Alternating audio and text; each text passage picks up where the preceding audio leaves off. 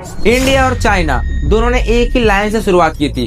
दोनों गरीब थे, दोनों के पास लिटरेसी और एजुकेशन और अनएम्प्लॉयमेंट का क्राइसिस भी था। लेकिन आज चाइना ग्लोबल सुपर पावर बन चुका है और जबकि इंडिया अभी भी अपने यूथ और एजुकेशन को लेकर स्ट्रगल कर रहा है। तो सवाल यह है दोस्तों, ऐसा क्यों और असली फर्क कहाँ पड़ा? तो ये बात है सन 1950s की, जब इंडिया और चाइना काफी सिमिलर थे।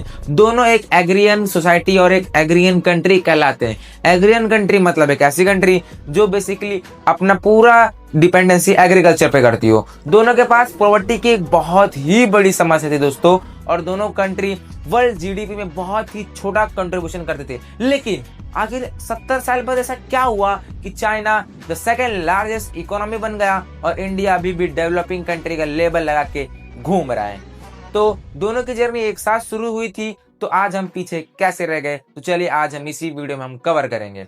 तो बात है सन 1970s 1980s में, जब चाइना ने अपनी प्रायोरिटी क्लियर कर ली, एजुकेशन और स्किल्स, वोकेशनल ट्रेनिंग और रिसर्च बेस्ड एजुकेशन को प्रमोट किया और एक लॉन्ग टर्म नेशनल विजन बनाया, मैन्युफैक्चरिंग हब, टेक्नोलॉजी हब। आज चाइना की यूनिवर्सिटी ग्लोबल रैंकिंग में टॉप आ रही है और इंडिया जैसे आईआईटी और एम जैसी यूनिवर्सिटी उन लाइन में दिखती भी नहीं है। इंडिया ने डेमोक्रेसी और फ्रीडम को प्रायोरिटी दी, जबकि चाइना ने एजुकेशन और स्किल को प्रायोरिटी दी। लेकिन साथ ही साथ इंडिया का एजुकेशन सिस्टम अभी रिफॉर्म भी नहीं हुआ। वो अपना 20 साल का घिसा पिटा एजुकेशन भी हम अभी वही फॉलो कर रहे हैं। सिस्टम अभी मार्क्स और रोट लर्निंग पे बेस है, और वहाँ का चाइना का सिस्टम अभी स्किल्स और प्रमोट कर रहा है, स्किल्स को प्रमोट कर रहा है दोस्तों। कोचिंग कल्चर और कॉम्पिटिटिव एग्जाम यूथ से ज्यादा टाइम और रिसोर्स मांगते हैं, और जबकि चाइना के लोग वहां पे अपने दोस्तों और बच्चों को एक अच्छा एजुकेशन दे रहे हैं। चाइना अपनी जीडीपी का 2 से 2.5% रिसर्च और डेवलपमेंट में खर्चा करता है और इंडिया सैडली 0.7% खर्चा करता है। चाइना का 1% से मतलब हाफ से भी कम। लिटरेसी और हायर एजुकेशन के मामले में चाइना आज हमसे बहुत ही आगे है दोस्तों।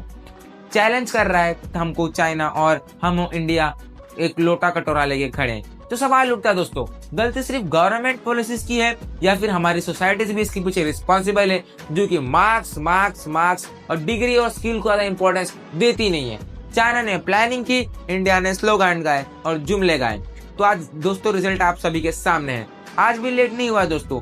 इंडिया के पास एक बहुत ही बड़ा सुपर पावर है और उस सुपर पावर का नाम है वी द यूथ। अगर हम यूथ एक साथ जुट जाए तो हम अपनी प्यारी सी कंट्री इंडिया को एक सही डायरेक्शन में ला सकते हैं, और हमारे इंडिया में रोट लर्निंग जैसे परंपरा को हटा के रिसर्च बेस्ड फोकस, स्किल और इनोवेशन से हमारे इंडिया को दी बेस्ट इंडिया बना सकते हैं। आखिर में चॉइस दोस्तों हम सबकी है, और ये स्लोगन और जुमले अगर आप छोड़ दोगे तो आप मेरे हिसाब से फाइनेंशियली और एजुकेशनली फ्री जरूर जाओगे। आपको वीडियो कैसी लगी कमेंट में जरूर बताइए। तब तक के लिए जय हिंद दोस्तों।